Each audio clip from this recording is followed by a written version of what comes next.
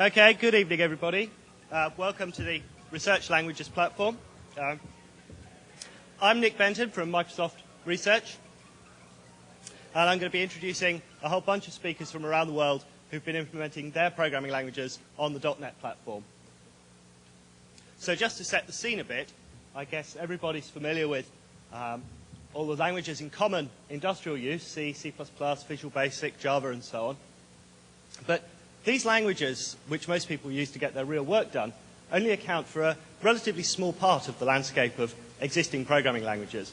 Researchers in institutions around the world have developed many, many more exciting and interesting programming languages. We have functional languages, logic programming languages, constraint programming languages, concurrent programming languages in which every object is a separate concurrent process, languages designed for building component applications, languages designed for running over a distributed network of computers, and then a whole raft of domain-specific languages for doing things like graphics, music, text processing, and querying databases. But if you're a researcher designing one of these languages, there are a whole bunch of difficulties. The first problem is it's a whole lot of work to implement a compiler for your new programming language. And an awful lot of the work you have to do is, in general, not very specific to the language in question. So lots of languages have garbage collectors. Lots of languages have some kind of support for threading. You have to write some kind of linking code. You have to write a development environment, a debugger, a profiling tool. And you also have to do a whole lot of back-end optimizations, which are common across a whole bunch of programming languages. And furthermore, if you actually want to be able to do anything other than calculate the factorial function in your new language, then you have to implement a rich collection of libraries. And if you're a developer who's interested in one of these exotic languages, you might read up about it and think that would be really nice for part of my project. But the libraries and the interlanguage working features in research languages are really never good enough for production work. If you want to glue some new code written in this exotic language to old code, which is part of your application, then if you're using a traditional approach, using something like Corba or DCOM, then you have to deal with a whole bunch of mess like auto-generated stub code, lowest common denominator data type representations, lots of hairy make scripts to recompile everything when you change the IDL. And in the end, you give up and you write the whole thing in C++. And furthermore, the development environments are usually not what commercial programmers are used to. Now, the .NET Common Language Runtime provides a whole set of services to compiler writers which deal with a whole bunch of those low-level things that are common between many programming languages. So if you're a developer of a research language compiler, it's much easier to get a working system with good performance if you compile to the .NET platform. And furthermore, and more importantly, if you have lots of languages which share a single sophisticated type system, they have not only garbage collection, but they all share the same garbage collector, they all share the same loader, then you can do very high-level working between many different programming languages. So if you're programming in one of these languages, you can instantly access a whole collection of useful libraries and code written in other languages in an easy fashion. So Microsoft's been working over the last 18 months, 2 years, with a whole bunch of programming language researchers from around the world to get them to target the .NET platform with their favorite research languages and to demonstrate some interlanguage working between some of these languages and the more traditional languages, and to provide feedback to the developers. So this is a truly international project.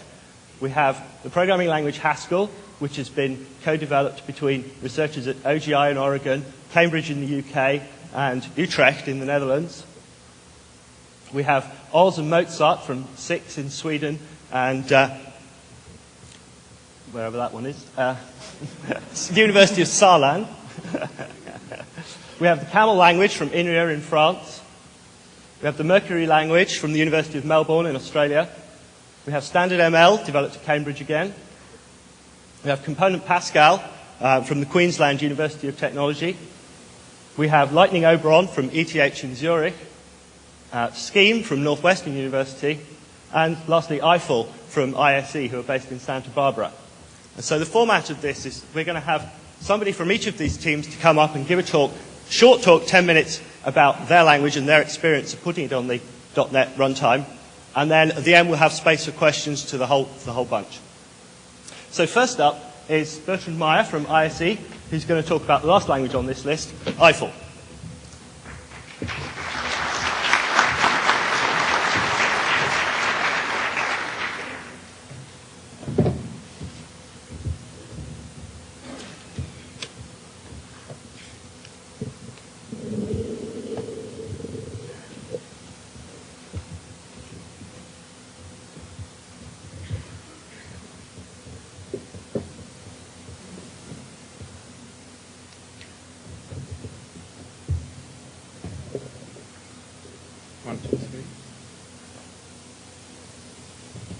2, 3.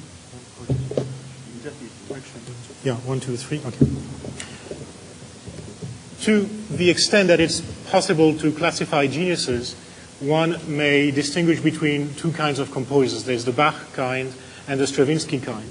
If you take Johann Sebastian Bach, he came at the end of an epoch and kind of summarized everything that had been done before him in a much better way than anyone else.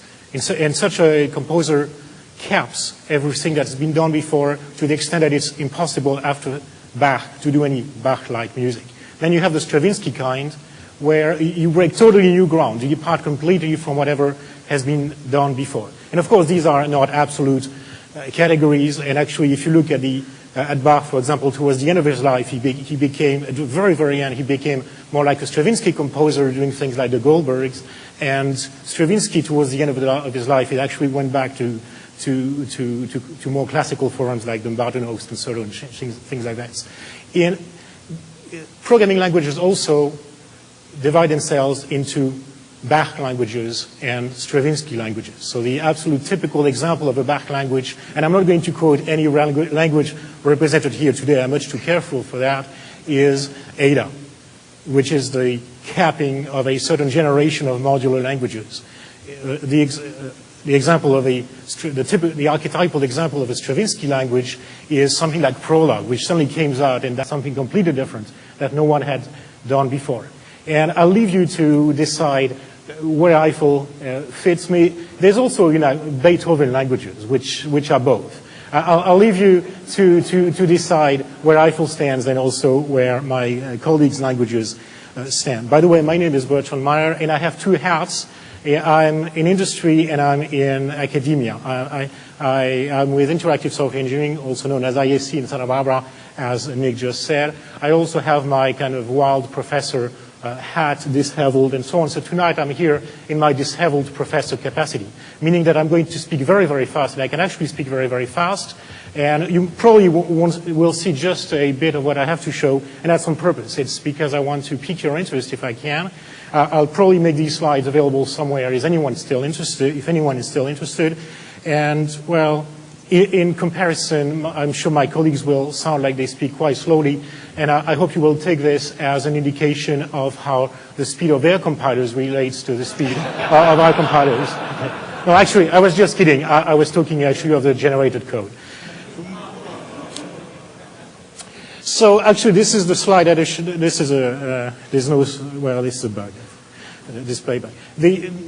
We are an academic language as well, a research language as well as an industrial language. And I should also apologize as I'm starting because I'm going to talk very little about .NET, not because we're not interested in it, quite the reverse. We're actually very excited about .NET, and our stuff works on .NET today. The reason I'm not talking about this is that first, I understood this more as being a language-oriented panel, but more importantly, we have an entire session devoted to Eiffel and the .NET tomorrow at 4:30 in this room, where we are going to talk about just about nothing else than .NET, Eiffel on .NET. We also have a booth downstairs where you can see us. So here I'm going to talk about something a little different, namely Principles of Eiffel Design, which is a title that's voluntarily ambiguous. That is to say, it's Principles of Designing with Eiffel, and principles also of the design of Eiffel. Of course, there's a lot of similarity between the design of a programming language and the design of programs. And I'm going to play on this ambiguity. And again, if I speak really very fast, it's because my role is also to wake you up after a long and hard day, and also to try to counter the influence of the Beaujolais downstairs. I would, in the interest of fairness, however, I should say that if you're hesitating between my presentation and the Beaujolais, choose the Beaujolais. It's a winner. Okay, principles. Principle of seamless development. It's programming. Stupid. Okay. The history of software engineering, partly for good reasons, has been to divide things up. To say there's requirements, completely different matter from specification, nothing to do with design, implementation, and so on. Well, we are at a stage of maturity now where we can really see the fundamental unity behind the differences. And that's really what Eiffel is about. It's giving you a tool for thinking throughout the process. So we are very far from the traditional model where, there are analysts who deal in bubbles, designers who deal in whatever, programmers, implementers who deal in a programming language. Instead, we have, with Eiffel, a tool that accompanies us right from the start with what we like to present as, and this is kind of beating the world record of showing slides, okay? It's the seamless, incremental development of a single product. So, for example, this is just about the only bit of Eiffel text that I'm going to show you. It's going to take about, I'll leave it up for about 4 seconds, but Eiffel has such a clear and understandable syntax that you'll understand everything anyway. And from a distance, especially for those of you in the back, you might think that this is a program, and to some extent you would be right. But in fact, now that you have finished reading it and understanding it, you now realize that it is actually an analysis, it's a model, it's a description of some reality. And the seamless development idea means that you can go from something like this, which is very abstract, very I shouldn't say abstract, problem-oriented, to a complete implementation of the whole thing. Another idea that you see here is design by contract, which I would describe as a principle: make your modules communicate through precise specifications of mutual obligations and benefits. Don't just let the various pieces interoperate on the basis of vague promises, vague expectations. It doesn't work, it leads to crashes and to bugs and so on. Principle of reversibility, which of course goes with seamlessness. You don't assume 100% foresight. It's very nice to say we're going to specify first, then design and so on, but there are going to be specification elements that you'll detect, isolate, understand at the very end.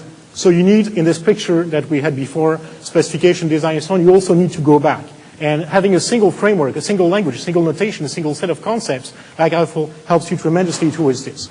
All the modularity principles, few interfaces, you don't want B, if you get the point, okay? You want probably C, which is the kind of equal level communication between peers that you get in modern approaches to software construction. Small interfaces, this just beat the record, by the way. Explicit, and if you want the details, come to the session which will be here tomorrow at 4:30 in this room. The explicit interfaces, when you depend on someone, make it clear. Principle of continuity. If the specification changes a little, the program should change a little, the architecture should change a little. Principle of uniform access. From the outside, it doesn't matter whether a certain property is implemented by computing something, by computing it, or by accessing it. Okay, so to give this in terms of Eiffel syntax, here are 2 implementations of bank accounts, one with just the list of deposits, list of withdrawals. So if you want to compute the balance, you have a little function that goes through the 2 lists, totals them, and subtracts them. And here's A1 here, an implementation that stores the balance at every point in time. Well, they're the same as expressed in Eiffel by invariant. A class invariant is one of the contract elements that says that the total of the list of deposits minus the total of the list of withdrawals will be equal to the balance. And you find this in the program text. Well, what matters is that to the client, to the outside world, it doesn't matter. Because you may want to choose between one or the other and change your choice as you go through the project. Okay?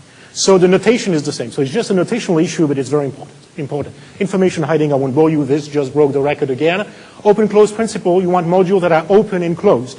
Modules that can be used directly, meaning closed, but are still open to extension later on for benefits of new clients. The yellow stuff is the clients. The red stuff is, well, the suppliers. And you want to be able to use the supplier A as it is, but you also want to be able to extend it, modify it, adapt it for the benefit of new clients later on. I'll skip this one. Principle of single product. It actually goes back to one of my first principles, the principle of seamlessness. It's programming stupid. The product is software. And this is very important in modern approaches to software construction. And I think .NET framework goes very far in this direction. It really breaks through with this notion of metadata. That is to say, you don't want to have all kinds of products all over the place. The program, the documentation, the design, the implement, the specification, so on. You want to have everything inside the same piece. So that goes with the next principle, which is directly applied in Eiffel. And if you'd like to see this in more detail, come to our booth and we'll show it to you. The documentation is not something that humans write, at least not as a separate product. It's something that is in the software and that computers do for you, extract for you. So this is what we have in the Eiffel environment, tools that extract levels of information at different steps, at different levels of abstraction. Language design principles, just very briefly. give one good way to do anything. This is very different from the dominant, what has been dominant for a long time. People are becoming more reasonable with recent languages, but there's no need to give lots of different ways to do something, like in languages that shall remain nameless for the moment, where you can either use dynamic binding in an object-oriented style or use arrays of function pointers in a C style. This is very confusing, especially for beginners. Syntax relevance. Syntax matters, okay? Don't believe anyone who tells you, oh, it's just a syntactical issue. You change a comma, and they'll be out in the streets crying for hanging the traitors. Principle of language evolution, have me in charge. And, well, yeah, I'm done. So I'll just let you read this for a second. That is it. So in terms of more information, we have a nice web page at Eiffel.com. It's easy to remember. If you don't like, well, there are quite a few books around. We have a booth at this show downstairs. It's hard to miss. It's on the right as you come in. And we have a talk tomorrow that I may or may not have mentioned. It's about Eiffel Sharp, Eiffel on the .NET platform. So it's here. I don't think I said it was here. And I think it was in room 312. And I don't think I said it's tomorrow, Wednesday. I don't think I said it was Wednesday. And I don't think I said it's at 4:30. And I'm not sure I said that you should actually attend. Absolutely attend. Thank you very much. Okay.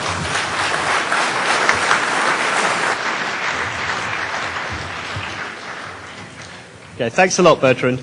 Okay, so our next speaker is John Gough from the Queensland University of Technology, who's going to talk about component Pascal. Can we have the sound up?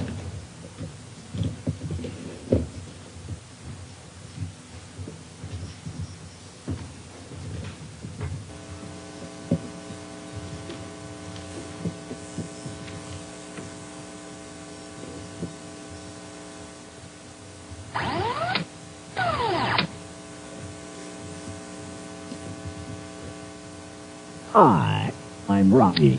I'm a Microsoft agent character. Watch this.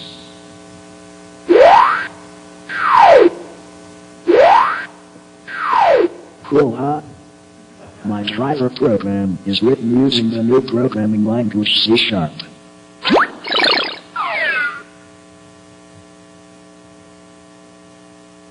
Hi, Rocky. I'm a Microsoft agent character. But I'm written in good old Visual Basic.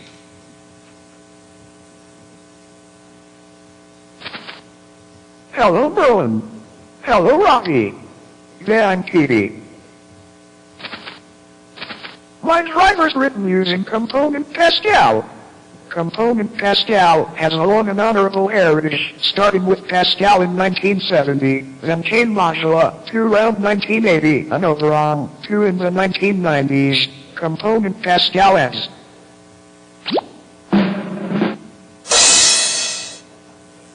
Facilities specifically for programming components. That's all, folks.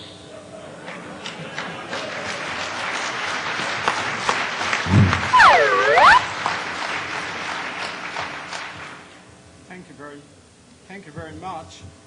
What I have just demonstrated is interoperation between languages facilitated by the .NET platform. The driver program for that program is written in C#.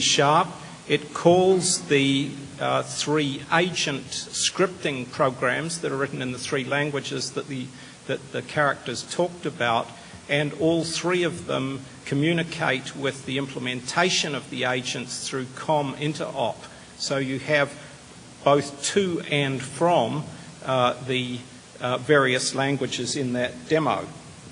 All right, this is describes work done by myself and my colleague Paul Rowe. We're at Queensland University of Technology in Brisbane. We are part of the Programming Languages and Systems Research Centre at QUT. The three things that we're interested in are component technology, cluster computing, and language design and implementation. Those of you who have used Modular 2 or used to use Modular 2 will be familiar with the Gardens Point range of compilers, and we are the people who are responsible for Gardens Point Modular.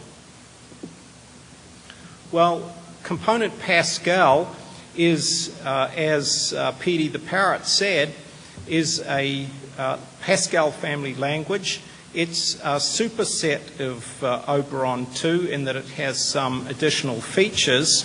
The main structuring features of the language are modules, objects, and methods. And there are some additional annotations for enhanced static checking and type safety. There are annotations on argument types, for example, and also control of the inheritance hierarchy.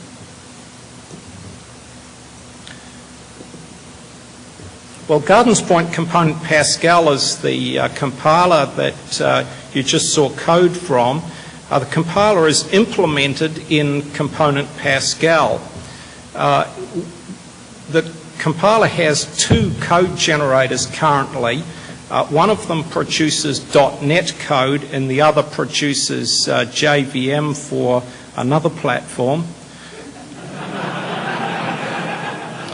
And you may select the target at runtime, so it's the compiler can bootstrap either under the JVM or under .NET, and in fact either compiler can produce the executable for the other.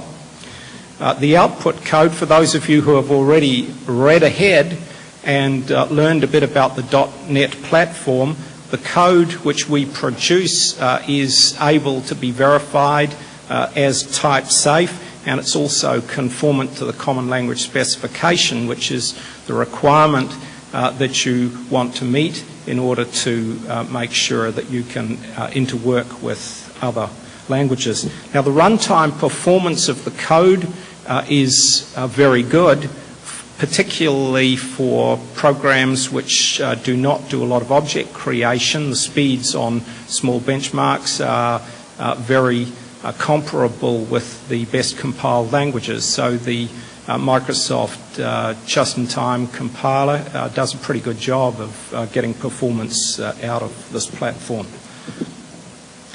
This is a diagram of the main structure of the compiler. As I said, it's written in Component Pascal. There's a parser and a type checker, and then there are two alternative code generators. We expect to add a third later on, but the selected code generator turns out intermediate language. In this case, we're writing a text file out, which is then put through the net tool, the assembler. And it produces either .exes or .dlls. Well, just a couple of observations about targeting the .NET runtime as the output of a compiler. The abstract machine is pretty simple to compile to, and the tools which come with the system make development pretty easy. Probably the most useful tool is the Program Executable Verifier, a standalone program which you can run over the output of your compiler, and if you've done something darn stupid, as you always do, it will tell you what it is, so that by the time the PE verifier is satisfied, your program's probably pretty close to your code generator is pretty close to correct. Future work here, we still need to build an interface for interworking with other languages. At the moment, we're manually producing the definition files which allow us to interwork, and that should be done automatically. This is a research platform, so we're going to implement some more far-out features, including parametric polymorphism, or generics as it's sometimes called. The compiler is open source. The executables will be up this week, and we expect the source to be up about a week later, and it'll be available for people to use or study or extend as they wish.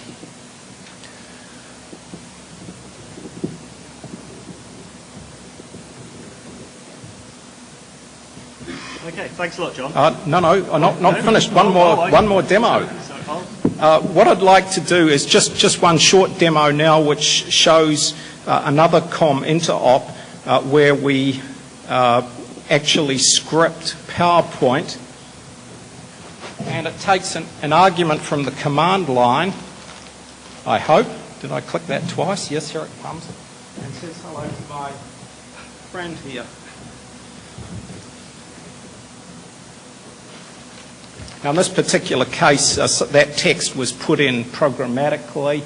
And just a final plug, we'll be there along with all the other folks that you're hearing from tonight at the Research Languages booth in the exhibition hall. And apart from questions we answer tonight, we'd be glad to give you in-person demos. Thank you very much.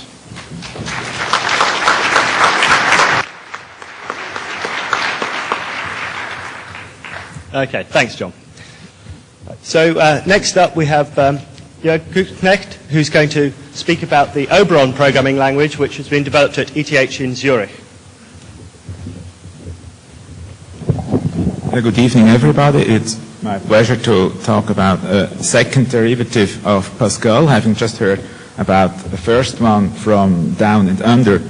Let me first start a small demo.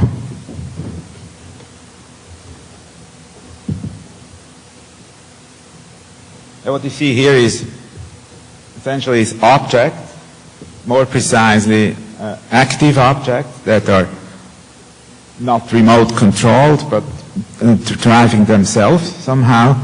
They are not speaking to each other this time, but sometimes it's better not to speak at all. So these objects are programmed in what we call Lightning Oberon, which is sort of a liberal interpretation of Oberon for the .NET platform. Let me start my explanations with a short recapitulation of the Pascal language line that we just learned about.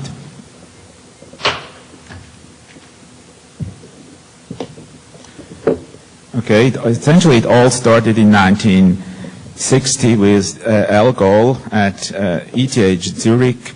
Algol was mainly designed and developed for mathematical applications, but essentially the language brought procedures and locality as interesting principles. Then in 1970, roughly, Niklaus Wirth designed Pascal, essentially introducing the notion of data types, abstract data types if you want, but still Pascal is belonging to the category of languages for programming in the small, if you want. Then a big jump was done in 1980 with Module 2. Modules were added to the language, which essentially meant that the step was done from programming in the small to programming in the large. Around mid of the 80s, Niklaus Wirth and myself started to develop Oberon, and essentially Oberon was meant to be a very minimal language for object-oriented programming. We intentionally left out everything that was not necessarily needed. Later, there was the Oberon 2 development that John Gough was talking about, but the original Oberon was very, very minimal. And last year, when I was approached by people from Microsoft Research to participate in this project, I was very gladly taking the offer and trying to develop what's now called Lightning Oberon, with the intention of essentially starting with the original Oberon language and interpreting it in a new way. We'll just see what that means. I mean, the syntax is essentially the same, very same as the syntax of the original language, but the semantics is a little different. So the situation is very to the contrary what normally is done. I mean, normally the syntax is changed and the thing is still the same. The traditional qualities of Pascal that made Pascal sort of popular are simplicity and clarity, transparency and efficiency, and strong typing and security. And we try to keep those strengths, if you want, with Lightning Oberon. Now the design goals of Lightning Oberon were first preserved the just mentioned spirit of Oberon, the virtues of Pascal, if you want, and then sort of provide an object-oriented language with clear concepts, which meant essentially revisiting object orientation from the beginning. Now, the result is a language that is actually object-oriented, very strongly object-oriented, but does not have subclassing, does not have virtual methods, does not have virtual calls, and does not have final methods and all that. All that is thrown out, and what's put in instead is a generic type object where all the concrete types are derived from, and an explicit notion of what we call a definition, which is a further development of an interface. An interface is just a template, if you want, of a functionality and data types that the clients can reuse, if you want.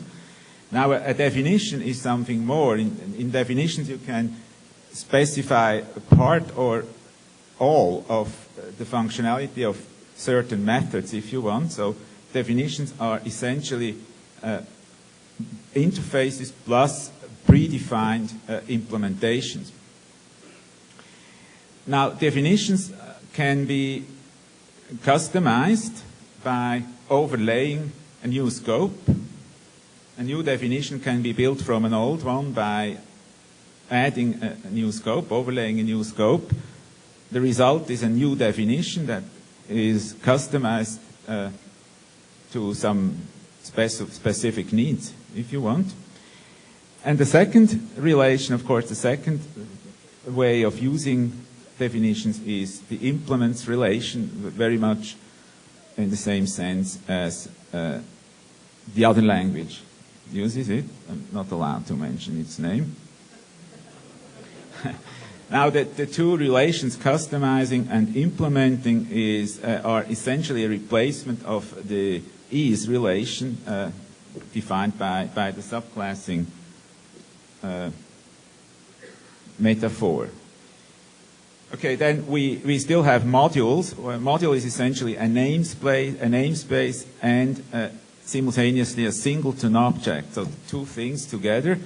It turns out that mainly in the area of systems programming and systems construction, this combination is a very useful construct. A second set of design goals is a very important one, is the one that I mentioned at the beginning. It's the one of collaborating agents as a metaphor for computing. Just recently, at the occasion of Tony Hoare's retirement in Oxford, Rob Milner was talking about the new computing model that is different from the old one. There is no longer processes operating on passive things like objects and parameters, but there is a population of collaborating, self-driving objects. So Active Oberon or Lightning Oberon understands or sort of emphasizes this view of the computing model. Interestingly, of course, this model scales up, and there's no one saying that a Lightning Oberon description has to be compiled to a program running on the same machine. I mean, could be deployed. Individual parts of the program could be deployed easily on different machines. Of course, last but not least, almost there is an intention of or a tradition of the Pascal language line to be used as a teaching language. And 2 points that I would like to mention here that make this language suitable for teaching is that there is no object-oriented core set for programming in the small. I mean, not every single statement has to be interpreted and looked at in an object-oriented way. And it's a super fast, it has a super fast write, compile, and run cycle, of course. Now, interestingly, and most importantly, Lightning Oberon is able to interoperate with other components thanks to the .NET platform. Okay, I have 2 minutes probably. Let me visualize what I just said. This is the situation that I was mentioning, I was explaining, where we have definitions and objects, object types essentially. Clients use object types always through definitions, which is shown here, for example, this definition, my D and A here. This is the situation that I was explaining about modules. Modules are simultaneously a set of objects, meaning a namespace, and a singleton object at the bottom. And this is the depiction of a population of active objects, alternatively serving as servers and clients, if you want. Okay, here I have two samples of how programs in Lightning Oberon look like. This is an active object, and the only difference is this begin-end body that is a part of the object's definition. And this is a definition and usage, model and configuration that I'm not going to explain now in all the details. Okay, so essentially I'm over. I would like to have 1/2 minute for showing an interactive program that is also written in Lightning Oberon, making use of existing functionality written in a different language.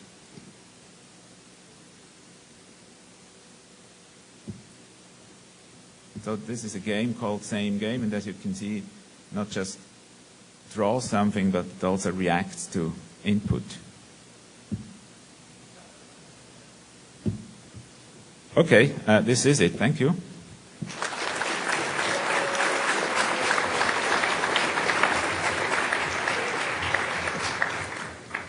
Okay, that's great. Thanks a lot, Jürg. Okay, so next up, our first American university, we have Pinku Surana, who's from Northwestern University, and he's going to talk about the programming language Scheme.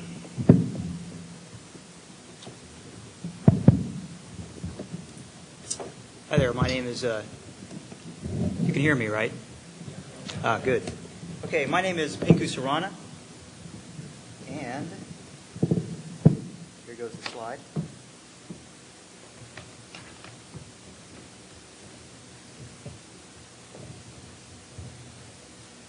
Here we go. So I'm working on Scheme at Northwestern University. So I'm going to start off by describing what Scheme is. Scheme is a reaction to Lisp environments in the late 1970s. Lisp had grown to be a very large language, so Scheme was designed to be very simple, very small. First of all, Scheme is an advanced language in the sense that it contains a few of these little nice features. One is that it has higher order functions. In Visual Basic, you write a lot of functions that do something. With a higher order function, you write a function which takes those other functions to create something more powerful. Scheme also has a powerful macro system which allows you to redefine your language to create new domain-specific languages. So, for example, if you want to have a special declarative language just to process XML or something, you can define that with a macro system and hide the complexity of it to some other domain engineer. And it's based on Lisp processing. The nice thing about this is that it provides a nice generic data structure and lots of operations on that data structure, which makes programming a lot easier. The next thing is Scheme is a simple language. There's no real syntax. I'll show you later an example of Scheme code. Some of you may be revolted. Others may find it pleasing. Scheme also has a very small core language. There are really only about 7 core pieces of Scheme, and everything else, all the syntax, all the nice things about Scheme are built on top of those 7 little features using the macro system. And finally, everything is a function. So there's none of this property stuff or delegates or events or anything else. It's all just functions. So it's something you can just, yes, you feel my pain. The next thing is that Scheme is an efficient language. Now, Scheme and Lisp have a very bad reputation for being very inefficient. So you're all wrong. Commercial Lisp systems are extremely fast. I'm just a poor grad student working on Scheme, so mine is very fast. And the other thing is that the .NET platform and the JVM are both based on technology that were originally pioneered by early Lisp systems and Smalltalk systems. So in a way, we've won. And the last thing is that Scheme is a very popular language. Well, relative to these kinds of languages, it's taught in many intro to programming courses, and so you don't really have to look too far to find somebody who can, explain what all the Lisps or all the parentheses are for. And finally, it's based on Lisp, so it has very rich heritage. Now, this is very important. I'm going to explain what Scheme is not, so you don't delude yourself into thinking it's not a domain-specific tool. Scheme is not designed to build GUIs, to access databases, to do any sort of web processing or anything else like that. Scheme is a programming language, just like C is, or C++ or Java. That is, that you can do GUIs and databases and web and anything you want. It just doesn't make that easy. It's just a general purpose programming language. It's also not a RAD environment. So Visual Basic is more sort of a RAD environment, in my opinion, a RAD environment that's trying to be a language. Scheme really is a language, and you can build a tool on top of that. And the final thing, and this is very important, not just for Scheme, but for any slick salesman who approaches you to try and sell you something, Scheme will not solve all your problems. No tool will. No code generator, no WYSIWYG analysis tools will solve all your problems. Scheme is one thing to try and help you build software that works. It's an incremental improvement, and you have to fix all the other messes yourself. So here's some sample code. You'll notice it's all parentheses. The nice thing about what these three functions do is, so Scheme is a functional language. It's not object-oriented. But these three functions provide most of the machinery to give Scheme multi-method dispatching, which is something that you're not going to find in most of your object-oriented languages. It's hard to explain here, but in the first function, what it's actually doing is it's taking all the methods that you define in your program and taking those methods and figuring out how to order the methods so that it creates a new function, which when you apply that function, starts to look through all the other functions that you've given it so far to figure out which one to finally call. Now, this is not something that you can do in Visual Basic. So we've got one up on it. So now here's the big question you're probably all asking yourself right now. Why the hell Scheme? The answer is productivity. It's sort of in the evolution of languages, you'll probably notice that it's significantly easier to write programs nowadays than it was in assembler. And you go from assembler to C to C++. A lot of people try to use Visual Basic as a language. Scheme is sort of in that natural progression, is a language that tries to help you build very, very complex applications in much faster, much easier, and hopefully with a lot more fun. Finally, the next is that it aids in maintenance, and one of the reasons for this is with higher order functions that you define lots of little functions, and then you use those functions, you gather them up to do more complicated things, so that if you want to make a change, you make a change in a smaller function, and it impacts your whole system. It's very flexible because Scheme is dynamically typed, and so you can throw anything at it and it'll figure out what to do. And it's very easy to read because there's no syntax. It's just function name, lots of arguments. So I've been working on getting this on the .NET platform. It is fast so far. The Scheme system I have right now is competitive with most of the popular Scheme implementations today, and tonight somebody's going to explain to me how to make it twice as fast, so that's good news. The next thing is that it will provide some sort of support for interoperability. Right now I have it so that it can use components that you build in COM+. I'll maybe show you an example later. And finally, you can build Scheme libraries and distribute them and have them load according to versioning. And this last point is something that the .NET platform really provides all the work for me. So I don't have to actually bother with any of this. And it's something that other Scheme systems don't have. So that's a really nice feature of the .NET system. Okay, so I'm going to have to run through this real fast. Just read this for yourselves, please.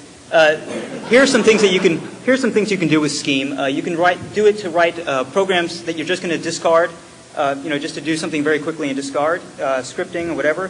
If you're braver, you can use it as a prototyping language, or you can try and deliver internal applications because you control the environment and you can sort of dedicate resources to it. And finally, you can build very complex libraries. This is the eventual goal with the .NET platform. Or you can write full applications. And the nice thing is that you can write applications where all the complex operations are done in Scheme, and all those small things that require really, really, really fast speed, you can do it in C or in C# or something like that. And finally, my demo, which I've run out of time to do, is that XML is very similar to the internal data structures for Scheme. And so what I've done is I've taken the entire CIA World Factbook as XML data, which is about 2 meg of data, parsed it in, and I couldn't think of anything clever to do. So all I've come up with is I've taken a flat description of the XML and applied a very simple transformation which converts it into a hierarchical XML file. And it took about 20 lines of Scheme code. And this is the hot dog Scheme compiler. I'm still working on trying to make it fast. It's available at this address. There's some networking problems, so. But finally, you can send mail if you really, really want to know more. Thank you.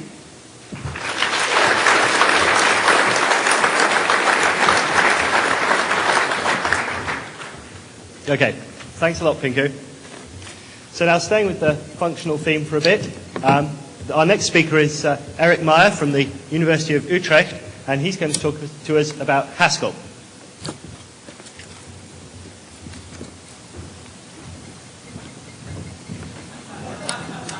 Good afternoon, everybody. Who of you have looked at the latest edition of the C++ report recently?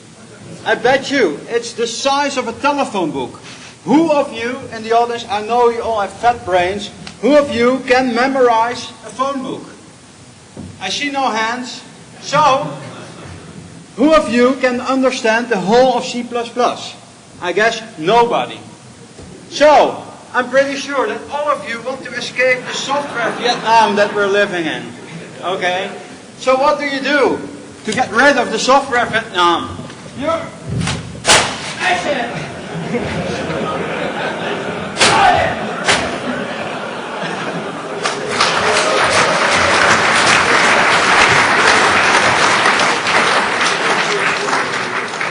And welcome to .NET Heaven.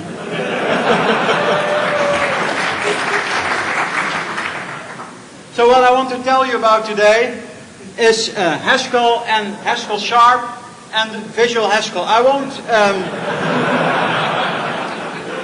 won't show Visual Haskell, but already, about a year ago we had Haskell integrated in Visual Studio. So for us, that's old news. But today I'm going to tell you about the new ultimate general purpose language and scripting language. So the same as C++ and C#. We have Haskell and Haskell Sharp. And this is all done in collaboration with Packsoft at the Oregon Graduate Institute, Microsoft Research Cambridge, and Massey University.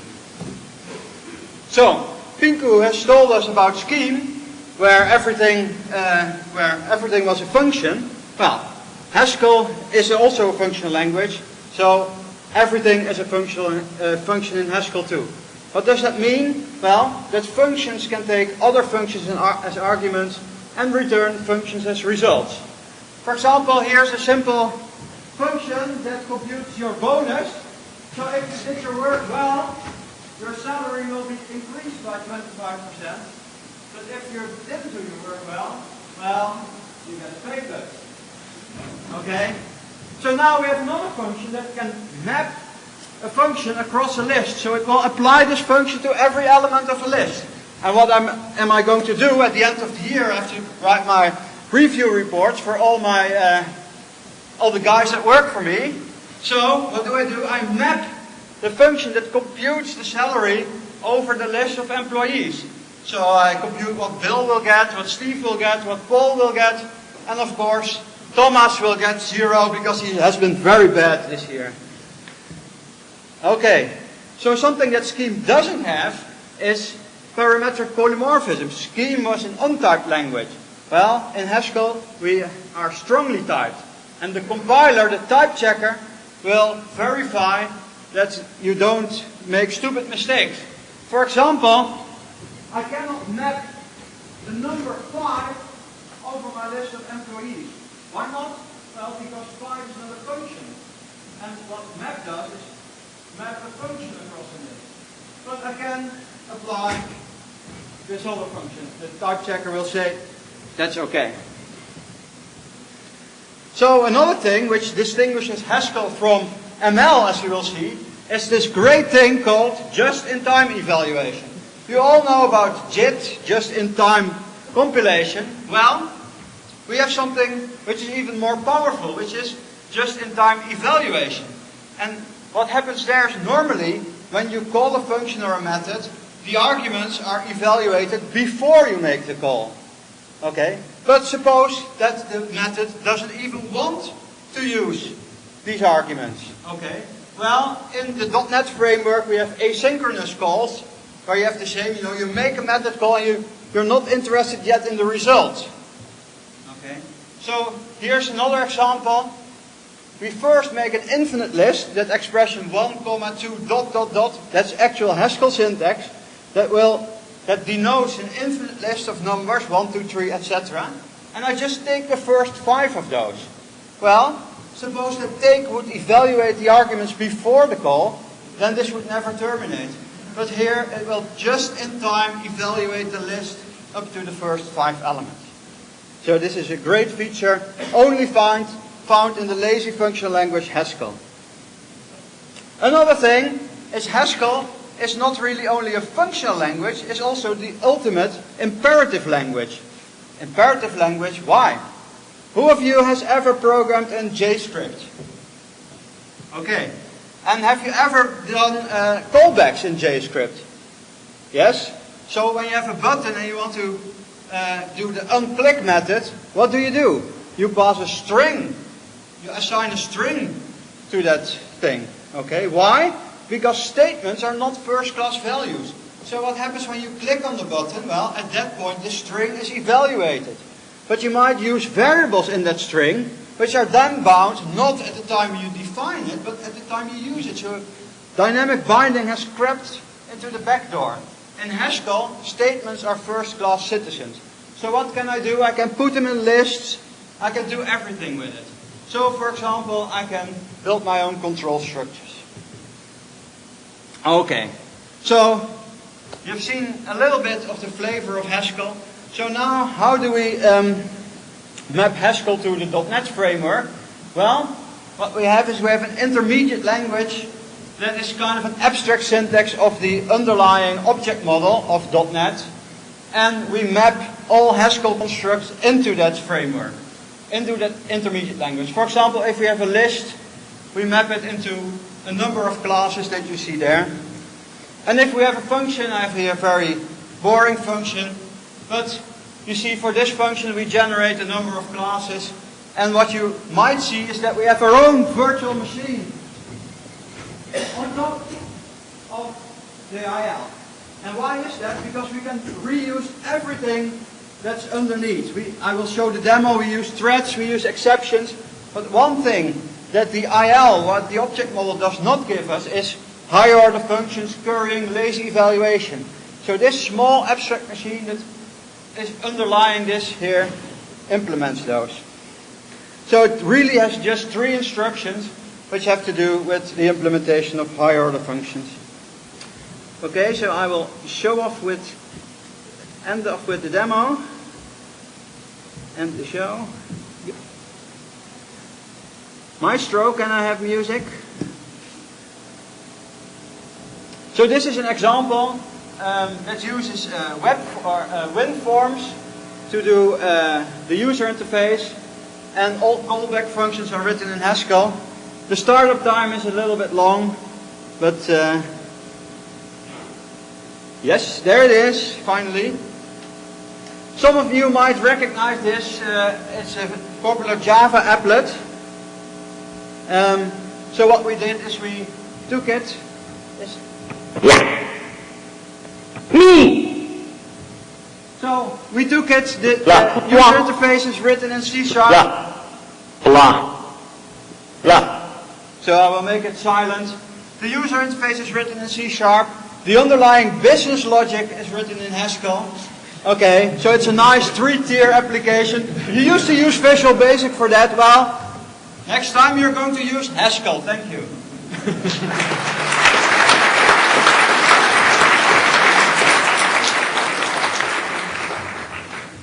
Okay, thanks a lot, Erik. I'd be interested to see if you can get that laptop through your expense claim. So the next speaker is Andrew Kennedy from Microsoft Research in Cambridge, and he's going to talk about our standard ML compiler. Thanks, Nick. Okay, so I'm fortunate in being around 6th in the lineup because most of the concepts in this language seem to have been explained already. But I'll give a brief history. ML stands for meta-language, a phrase that's in frequent use these days in XML and HTML and so on. But ML, the original ML, was designed for manipulating language, formal systems and the like. It originated at the University of Edinburgh in the 1970s. And a unique thing about ML is it was the first language to be given a complete formal semantics. It's been hugely influential in the programming language research community. If you look at conferences on programming language design and theory of programming languages from the 80s and 90s, they're full of papers that discuss compilation of ML and extensions to ML. It's a sort of canonical language almost for papers of this sort. And there's been two major variants. The French have done their own, a language called Camel, which has recently developed an object-oriented extension called OCaml. And ML itself at Edinburgh was standardized to form standard ML in 1990, and most recently revised in 1997. So, how can one describe ML? Well, here's a collection of buzzwords. Has all those things, but please note it's not object-oriented. And so in more detail, there's really an emphasis on abstraction. So one thing that it shares with Haskell is a very nice way of defining recursive data types and then defining functions over those data types using pattern matching. And this is great for doing things like compiler writing and processing parse trees and XML, that kind of thing, which was its original application. Like Haskell, it has first-class functions, higher-order functions, sometimes called.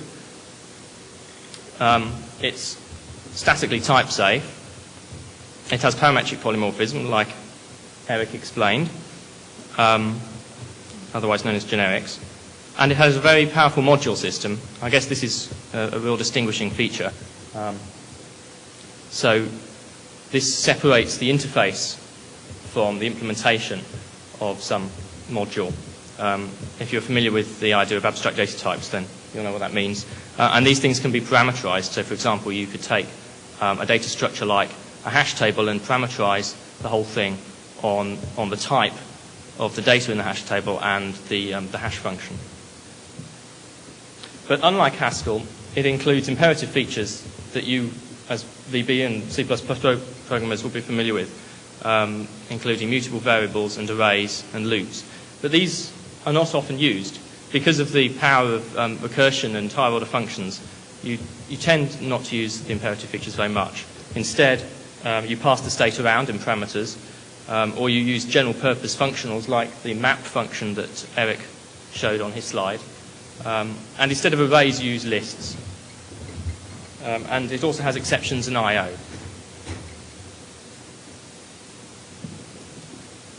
It has a very nice feature that was invented, in fact, for ML, called automatic type inference. So this saves the programmer from annotating every variable with its type. But you can still put explicit type constraints when that's appropriate for sort of software engineering reasons. So in Cambridge, Nick and I have been developing a compiler for the .NET platform.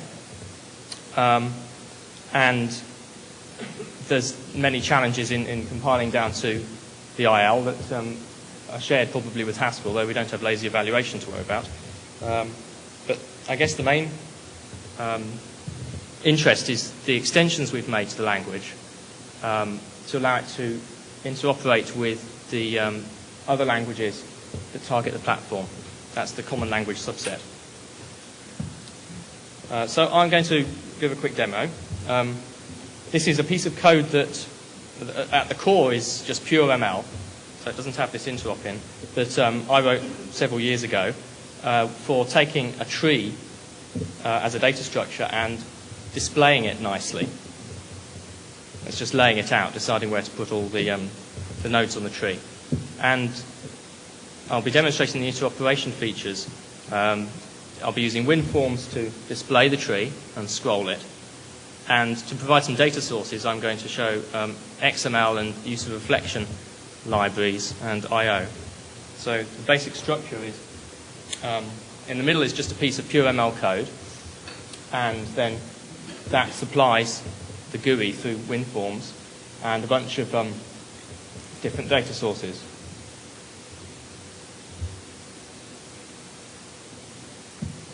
So a couple of extracts. This is a piece of pure ML code that does the tree design. You'll see the use of the map function, which Erik had in his slide. Won't mean very much if you don't know the syntax, but there's a lot of use of higher order functions here, and the program is very, very small compared to the equivalent program in C++, a language like that. And then an extract from the part of the program that deals with the GUI. If you're familiar with the Win32 API, then you might recognize this file dialog, open file dialog. So you'll see that we've had to add some features to ML. This .hash notation. I mean, ML is not an object-oriented language, but we've added method invocation, which is what .hash denotes, and access to things like enumerations, which is what dialog result.ok is, and so on. So I'll show that running. So we can display an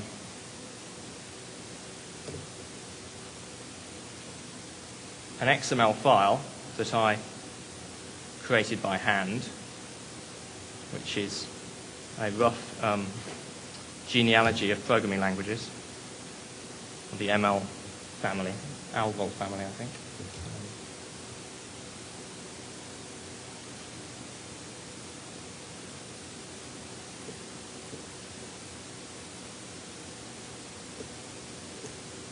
There we go.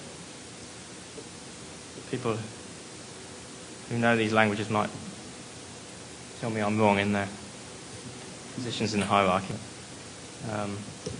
Or we can use the reflection capabilities of the .NET platform to look at the class hierarchy through this tree drawing system. So I know that this is the sort of top of the hierarchy of GUI controls. They're rather wide.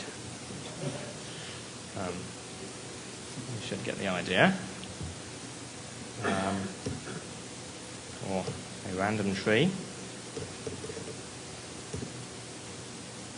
Or directory structure, which is using the system I/O libraries.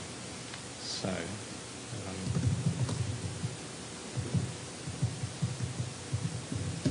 let's take some time.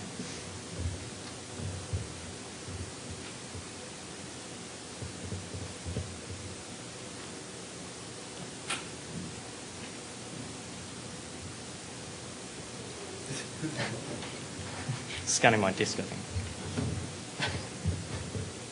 You can see I'm not a very good GUI programmer. It's sort of gone away and left a hole. But,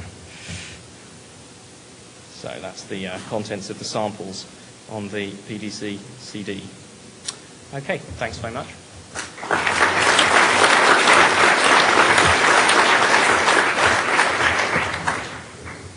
Okay, thanks, Andrew. So next up, we have Fergus Henderson from the University of Melbourne, and he's going to talk about Mercury, which has all those functional features and more.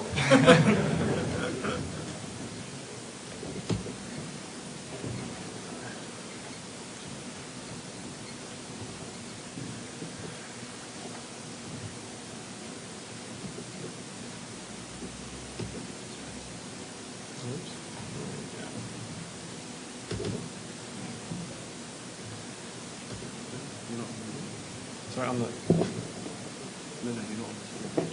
Oh, all right, yes.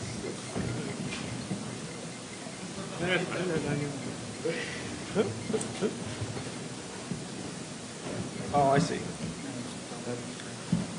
Right. Put it back on the 4.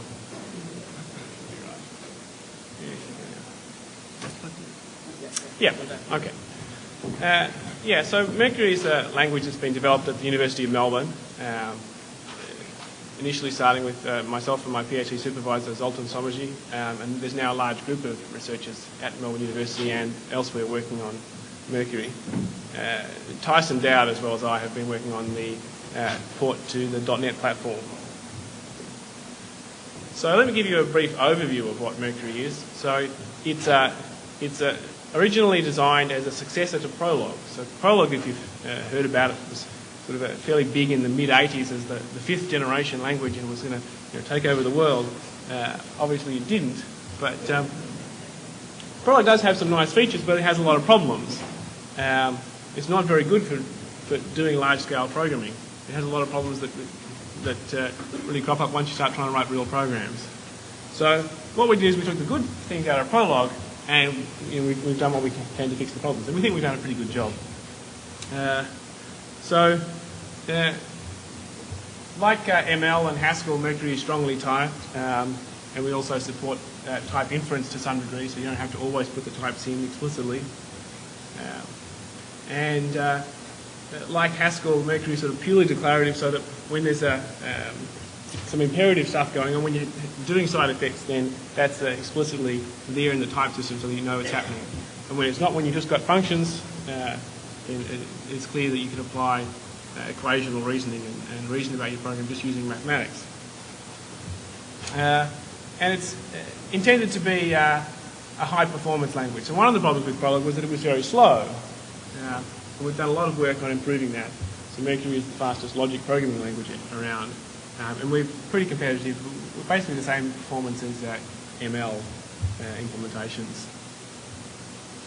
And it was designed for, we wanted to write real programs. We wanted to build sort of 200,000 line or up to a million lines of code, or however large you like, really. So we put a lot of support into that. So the new back end that we've written compiles to Microsoft IL. The new back end supports all of the features of Mercury. In fact, except we haven't quite finished porting our standard library and runtime system over. But apart from that, we've got it all under control. So Mercury has quite an advanced type system. It supports generics or templates, if you like. We support higher order procedures like higher order functions. Mercury also has support for multi-moded procedures. So that means a procedure can work in different directions. So a mode specifies the direction of data flow. Data can flow into a procedure or it can be returned out from a procedure. If you have a multi-moded procedure, it might be able to compute one piece of data from another, or you can use the same piece of code to do the computation in the other direction. And so you can often let this compiler figure out what direction the data is flowing, and exactly what sort of low-level code to generate, and have it handle that automatically. Logic programming languages also support built-in backtracking search, so that when you have some sort of search problem, the language will you can ask a question, and the language will do a built-in search to find the answer for that. So this is useful when you have multi-moded procedures, because if you want to find out, if I know what this value of this argument or this argument is, I want to find the value of that argument, there may be more than one possible answer for that. So because Mercury is a logic programming language, it's quite different in many ways to the sort of traditional languages like C++ or Visual Basic that Microsoft have built the .NET platform for. But we do still nevertheless get some significant benefits from the .NET platform. So one of those is language interoperability. because there are not yet many people using Mercury, it's important that people be able to write part of their program in Mercury, the part that is most suited. Where you have some complex business logic that's just too complicated to code in a traditional language, and you want to apply some rule-based programming, then Mercury is a good place a good language to use for that part of your program. And the .NET platform gives you the ability to write a small part of your program in Mercury, and keep the the GUI and what have you in the languages that you may be more used to. So you can also, the fact that we can reuse existing components, as Andrew was introducing to us, that's very important, because as a developer of a new language, we don't want to have to go out and do all the work that Microsoft is doing in terms of implementing GUIs and agents and all kinds of things like that. It's much better if we can reuse existing code. The fact that the new .NET platform has support for garbage collection and exceptions is a big advantage. That just means that's a significant amount of work that we don't have to do. Another advantage for us of the .NET platform is that by porting to this, we get a wider audience of developers who can make use of our technology. So there are some drawbacks of the .NET platform for us. It wasn't designed for Mercury, and it's not a perfect match. Some Mercury features don't map very well into Microsoft's intermediate language. So non-determinism and backtracking, the implicit backtracking search that I was talking about, is something that we have mapped into IL, but the map is not perfect.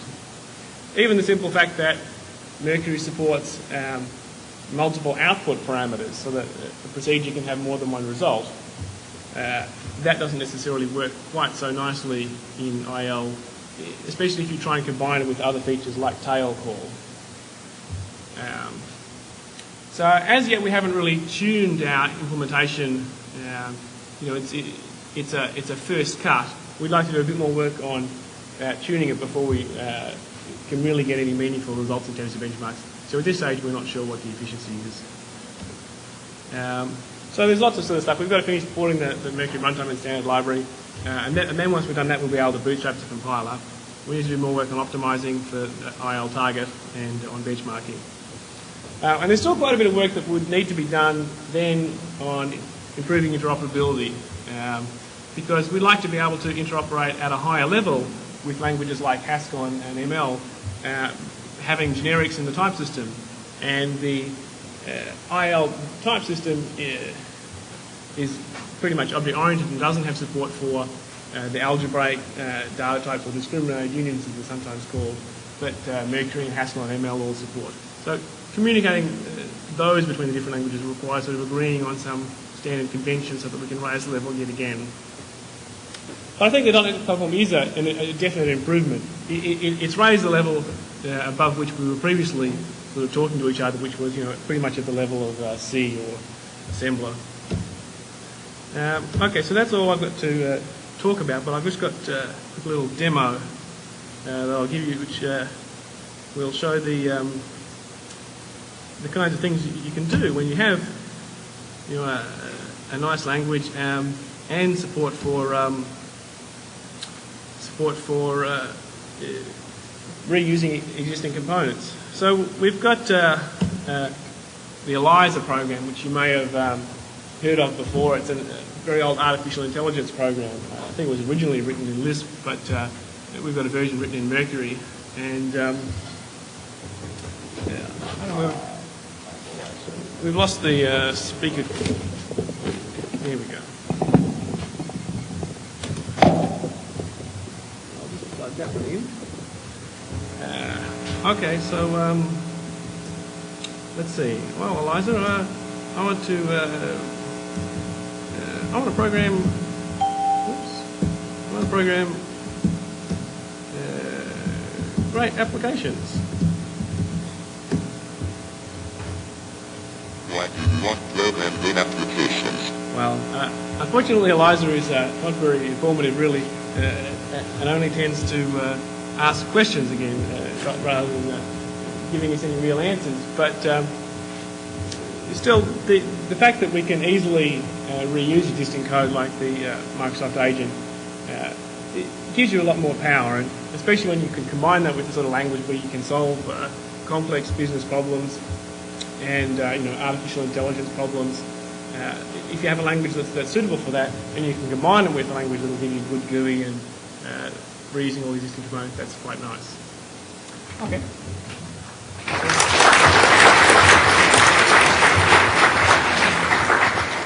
Okay, thanks a lot, Fergus. So our final speaker tonight is Leif Kornstaedt from the University of Saarland, and he's going to talk to us about a language called Oz.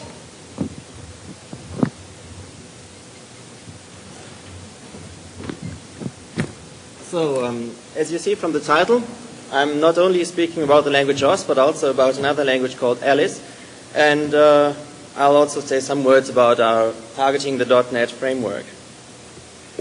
So let me start out by giving you some of the features of the Oz language. For one, it starts out as a concurrent relational language that has some inheritance from Prolog, namely logic variables and the relational mode of operation that arguments to procedures can be input and output.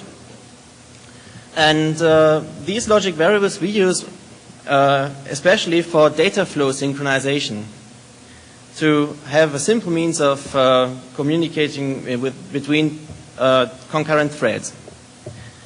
Then one big focus of Oz is combinatorial problem solving, using constraints and, as opposed to Prolog, not backtracking but encapsulated search.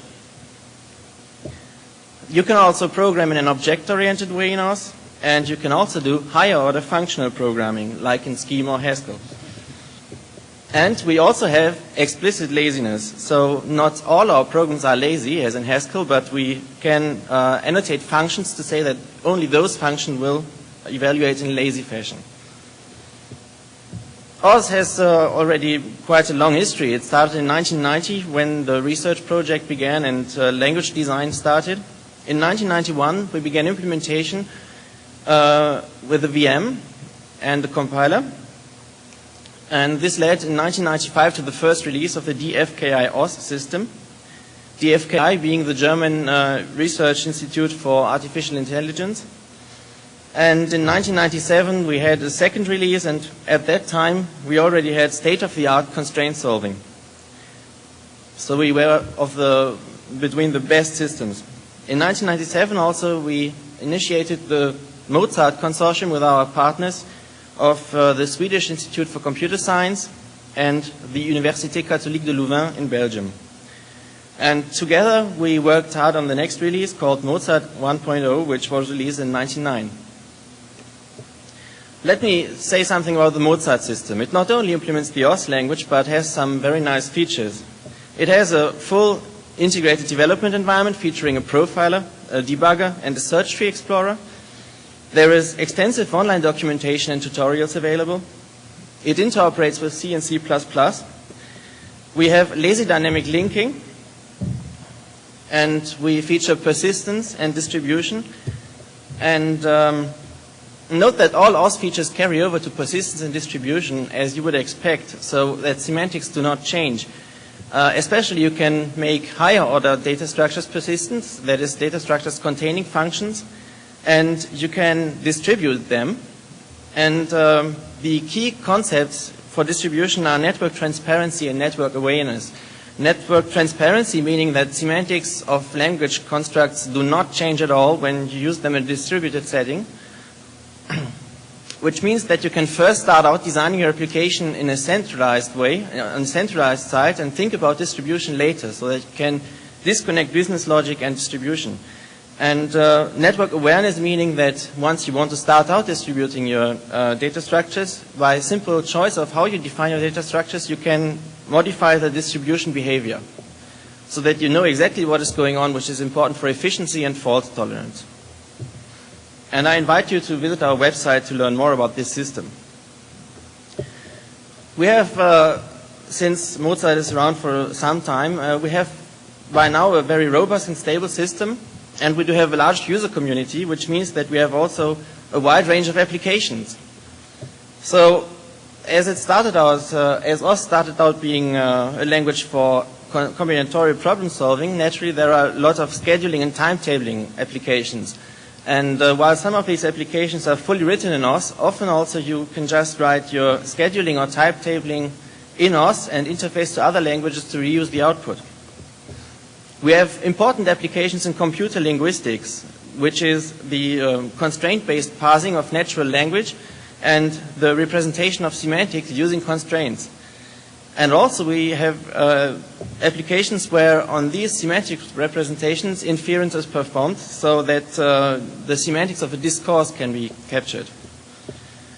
There are applications for distributed theorem proving, where OS mainly, or Mozart, provides the framework for distribution and coordinating theorem provers written in a whole host of languages.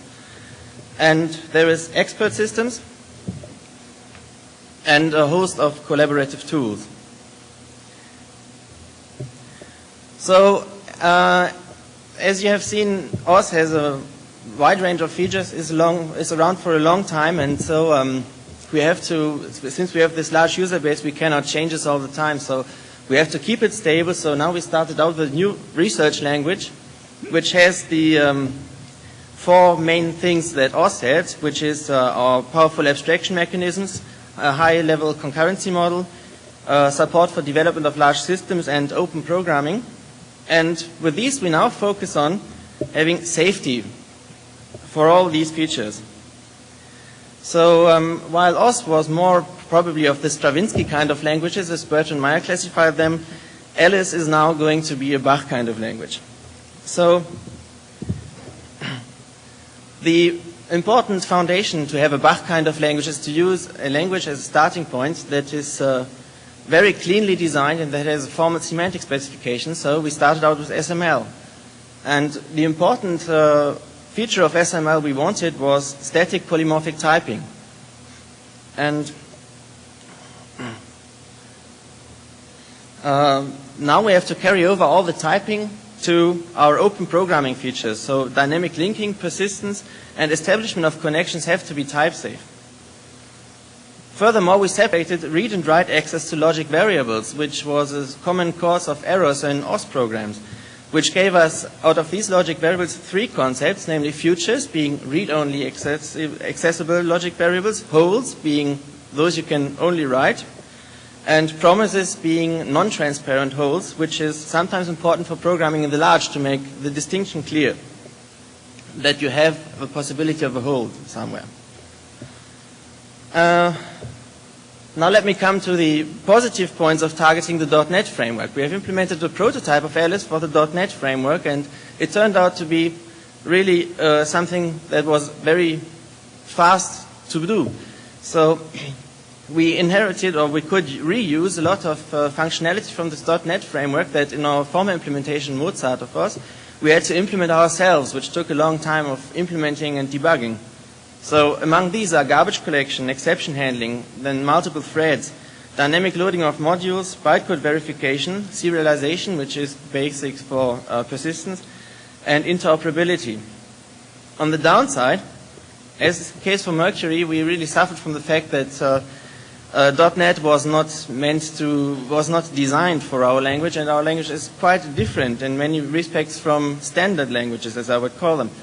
And several mechanisms that we really rely on are not provided by .NET Framework. So among these are, we have a unified model of components and pickles, which are persistent data structures.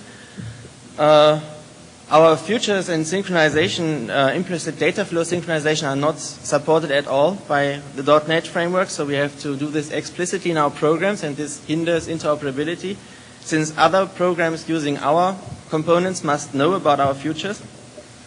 Then we really need polymorphic type checking at runtime when dynamically linking modules or establishing connections, and this is also not provided by the .NET Framework. Furthermore, structural type equivalence and code reflection are some more issues that we need, but they are not there yet. But this is an ongoing project, so we can hope for V2 and influence V2 that these features will be supported in a nice way. So that's all. Thank you.